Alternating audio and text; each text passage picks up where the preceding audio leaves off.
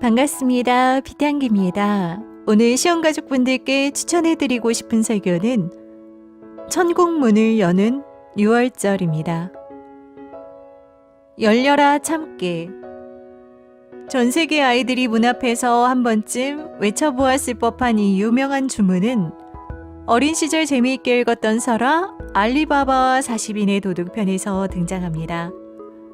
주인공 알리바바는 어느 날 보물이 가득 담긴 동굴의 문을 열 수 있는 유일한 방법이 열려라 참깨라는 주문이라는 사실을 알게 되었죠. 주문을 제대로 알고 있던 알리바바는 문을 열고 보물을 얻게 되었지만 주문을 잊어버린 그의 형 카심은 도적들에게 처형을 당합니다.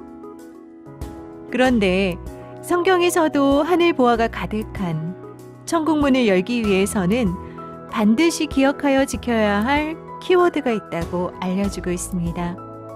네, 맞습니다. 지금 여러분께서 떠올리고 계시는 새언약 6월절입니다. 다가오는 생명의 절기 6월절을 맞아 오늘은 설교 천국문을 여는 6월절을 추천해 드립니다. 오늘의 설교에서는 6월절이 어떻게 천국문을 여는지 설명하고 있는데요.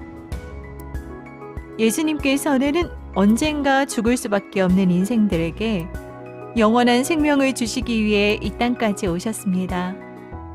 바로 영생체인 예수님의 살과 피의 의미가 담긴 새 언약 6월절 떡과 포도주를 먹고 마시는 방법으로 말이죠. 천국은 사망이 없는 곳입니다. 그렇기 때문에 죽을 수밖에 없는 인생들은 들어가지 못합니다.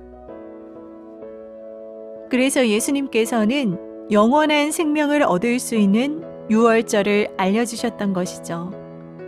오직 6월절을 지킨 사람들만이 천국문을 열 수 있게 되었습니다. 하지만 그런 하나님의 뜻과는 다르게 천국문을 닫고 자신도 심지어 다른 사람들마저도 천국으로 들어가지 못하게 하는 일들도 있었습니다. 바로 당시 종교 지도자들인 바리새인들과 서기관들이죠. 그래서 예수님께서도 그들을 회칠한 무덤같이 겉으로는 옳게 보일지라도 6월절 곧 하나님의 법을 지키지 않는 그 속은 썩은 불법들로 가득하다고 하신 것입니다. 그러나 예수님의 행보는 전혀 달랐습니다. 6월절 지키기를 원하고 원하였다고 간절히 말씀하시며 사도들을 모으시고 함께 6월절을 지키셨습니다. 그런 예수님의 뜻을 따랐던 사도 바울 역시 고린도전서 11장을 통해 예수님께서 다시 오실 때까지 6월절을 반드시 지켜야 할 것을 당부했죠. 그런 노력에도 6월절은 사도시대 이후부터 차츰 그 자취를 감추게 됩니다. 당시 교회들이 소아시아 중심의 동방교회와 로마 중심의 서방교회로 나뉘었기 때문입니다. 6월절은 늘 교회들의 논란의 중심에 있었습니다. 하지만 사도들의 계승대로 6월절을 지키자고 외쳤던 동방교회의 주장은 6월절과 부활절을 교묘히 섞어 폐지하자는 서방교회에게 무참히 패하게 됩니다. 그로 인해 다니엘 선지자의 예언대로 약 1600여 년의 시간 동안 천국문을 열 수 있는 사람이 그 누구도 없게 되었죠. 하지만 마지막 시대 구원받을 자녀들에게 6월절을 다시 알려주시기 위해서 하나님께서는 두 번째 이 땅에 오셨습니다. 그리고 우리는 다시 천국문을 열 수 있게 되었죠. 세상에는 셀 수 없이 수많은 교회가 존재합니다.